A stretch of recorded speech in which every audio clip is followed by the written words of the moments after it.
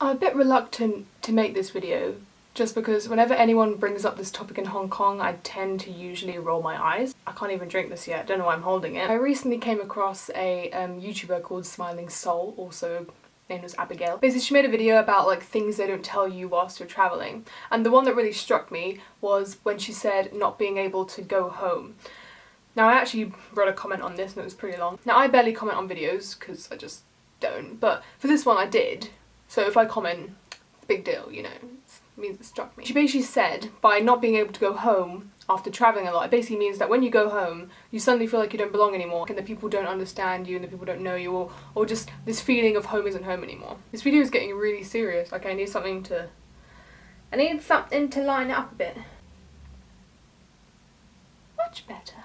The perks of having a cat cafe where you live. So yeah, the reason this really struck me is because literally, you can obviously tell, I'm not in Hong Kong. No Hong Kong room is this big. I'm currently in the UK because I come back every summer. This is like my last year coming back to the UK where I'm not going to live for anymore. I have 1 year left of school in Hong Kong. And for some reason, the first day or two, I felt really upset about being here. And I have this weird kind of personality trait where I get upset by things and I'm like, I don't know what I'm upset about. Me at brain, rude. You can definitely tell I'm a 17-year-old girl, can't you? I felt really sad for some reason. I already knew why I was sad. I already knew it was because I don't feel like I belong to the UK anymore. Like, this isn't a new thing. Ever since I've lived in Hong Kong, every year coming back for summer increasingly feels more disassociated from the country, which, you know, I grew up in for 10 years. And I always knew that, but for some reason this time it really struck me more than it ever has, because I thought, you know, I never really cared, I never really minded. And in Hong Kong we always have these things like, oh, where do you belong? And everyone comes along just like, my mum is Singaporean and my dad's Canadian and I live here and I don't know. It's very multicultural. I go to a private English speaking school where there's people from every single nation there, like on your doorstep. Everyone at least has like 2 nationalities under their belt, and that's why when I first came they were like, oh, so where are you from? And I'd be like, England. They'd be like, and I'd be like, no, your mum? English. Dad? English. Grandparents? The most boring expat to ever have arrived on Hong Kong shores, let me tell you. So I never had this problem. I was always like, yeah, I belong in the UK, obviously. Then as it went on, I was like, well, I don't belong to the UK anymore. But I always knew that. But I always knew that I don't belong to Hong Kong either, obviously. Like, even when I'm here and people say, where are you from? I always answer with Hong Kong. I never answer with the UK because for some reason I feel the need to let them know that I am from there. But I could never call myself, there isn't a word for it, like a Hong Kongian or a Hong Konesian, whatever the fuck you call it. But I would never call myself that because I feel like it's rude to mainly like local Hong Kong people who have lived there their whole lives and have generations and generations there. I just come from the Hong Kong expat culture, which is in itself a culture on top of a culture which occasionally like treads into the culture below, but really it's just kind of like sitting there like. And the reason I'm making this video now, and the reason I roll my eyes all the time, is because I know exactly what's going on, I know exactly the feeling, because in the future, after my final year in Hong Kong, I'm going to come back here for uni. But this video is very serious for my liking, I don't usually... But you know, we all need to develop as people after all. So yeah, the reason that this is weird for me to make is because I never really cared that much.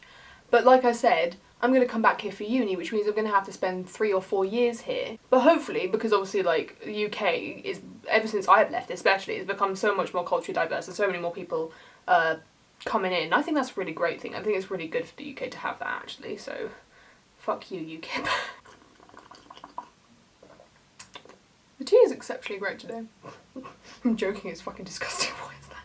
After uni, I don't think I'm going to stay in the UK for very long. I really want to live somewhere else in the future because that's all I see myself doing. I cannot see myself living in the UK for the rest of my life, settling down there, children coming out of my vagina and then like what? I've always seen myself travelling somewhere else, especially living somewhere else in Asia. For some reason I don't see myself going back and living in Hong Kong. I think I could. I think that'd be fine. Like, it's almost like returning to the UK, like I've been there for a long time. But the thing is, the difference with the UK and Hong Kong is that when you come back to the UK, my family's here. There's always someone here that knows me, who's waiting for me.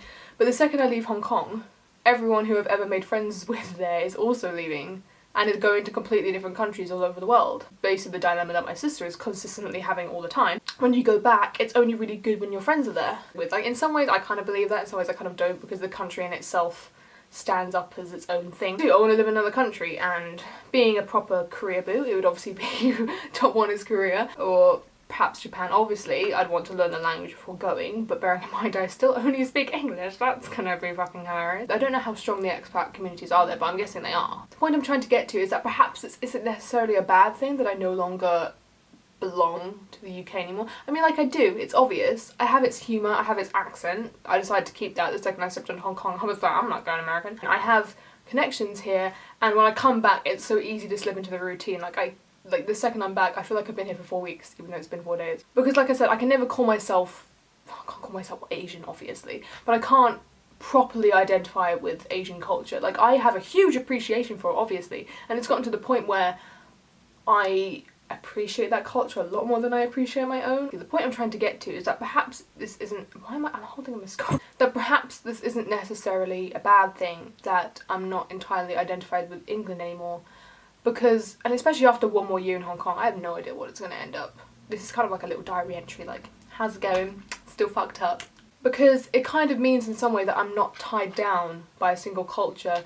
And I know this is so typically third culture kid, so typically TOK. When you're in a culture, it's really hard to see perhaps the errors or the differences or whatever when you're inside the culture. It's really easy to comment on others and be like, oh, that's weird, that's oppressive, that's stupid. Like, it's really easy to say that about other cultures, and the second you spend enough time outside your own and you come back, you're really able to see the things that are weird and not necessarily wrong with it, but you actually begin to see it as just a culture. I don't want to say this as if, like, I've just come to the realisation of this, and oh my gosh, it's such an enlightening experience. Your culture is just another culture. My sister always says that she hates how England doesn't have a culture and how every other country in the world has maintained their culture. And I'm like, it's not that the UK doesn't have a culture, it's that the UK culture is now modern culture, which is now being spread all the way across the world, so it's become some sort of weird baseline culture, which all others are compared to. Because you're inside it, and because it's so not even accepted, like the other cultures hate it, to be honest. Sorry Westerners, everyone fucking hates you. Our culture has gotten to the point where it's so widely shared, it's become what people are either aiming for or being forced to aim for. Cultural imperialism. I read a TOK textbook once. Basically what I'm trying to say is that it is sad to lose that kind of connection, but in some ways it's quite good because you're easily able to, like, defy your conditioning and stuff. I just want to say thank you, Abigail, Smiling Soul, for doing a video in the perspective of someone who just lived in the UK all their life and then went travelling, despite someone who just kind of got forcibly thrown into it. And it's just nice to see that no matter what age, no matter what time, this can be felt by everybody at any point in their lives. Sorry, I just love my cat ears, they're really hot in them. Oh shit. Look a bit like Blake.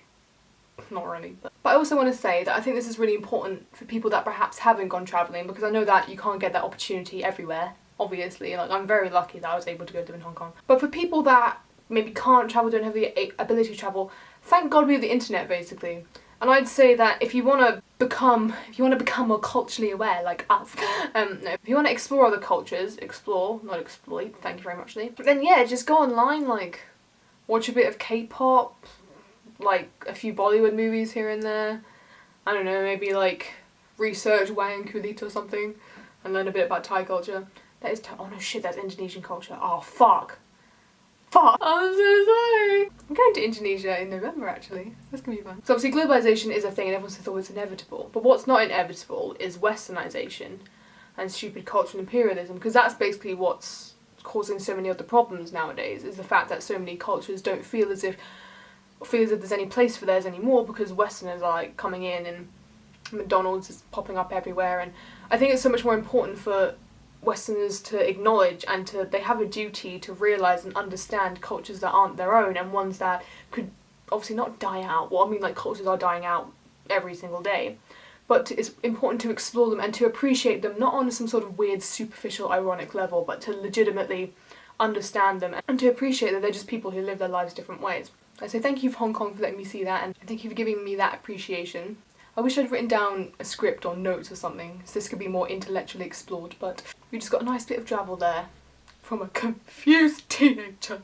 We're everywhere, there's no escape. Stop holding them. Stop. So from me and a really shitty cup of Earl Grey. Thank you. It's alright actually. Midday, hey.